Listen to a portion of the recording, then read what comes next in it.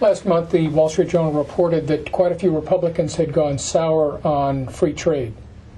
What do you make of that? I understand it, but I don't agree with it. I'm a student of history. I believe in free trade. I believe that the Smoot-Hawley Tariff Acts had a devastating effect on history.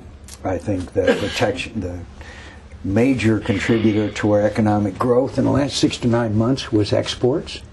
I think that we can compete with our product and our productivity and the skill of our workers any place in the world, and I want to open those markets to our products. And I think by taking protectionist measures, we will harm our economy in the long run.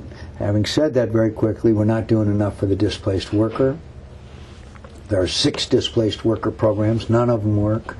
I would go to our community colleges to design education and training programs so that people can re-enter the job market. I would even go so far, if someone loses a high-paying job due to flight of jobs overseas, that person should be compensated to some degree to try to reach up to the level that person was at before they lost their job due to foreign competition.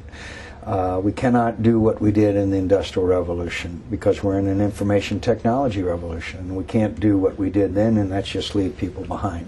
In the Democratic primary, there are no shortage of ideas about how to restructure, eviscerate, cut back NAFTA and some other trade agreements. What would be your position on that? I think it'd be a disaster.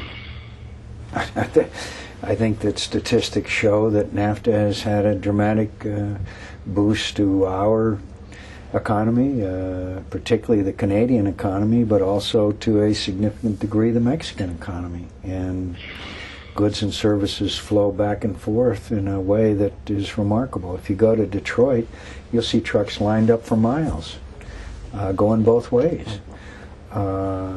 But I understand the siren song of protectionism. It's been sung throughout the history of this country, and sometimes we've succumbed to it. And I just do not believe it. And the more that we fail to take care of the workers who are displaced, the more protectionism we will see. And so we got to show that we're a humane, Judeo-Christian valued nation that takes care of these people and not have their life end in Detroit at age 45, that everything's over because they don't have the training and education to re-enter the workforce. So I believe, great compassion. In fact, I want to translate it into action because we just can't leave people behind. There's 100,000 people in Michigan today that have thrown the keys on the living room floor. This was before the subprime lending crisis, before it, and said, I've lost my job, I can't make my payments, and walked away. You can't do that.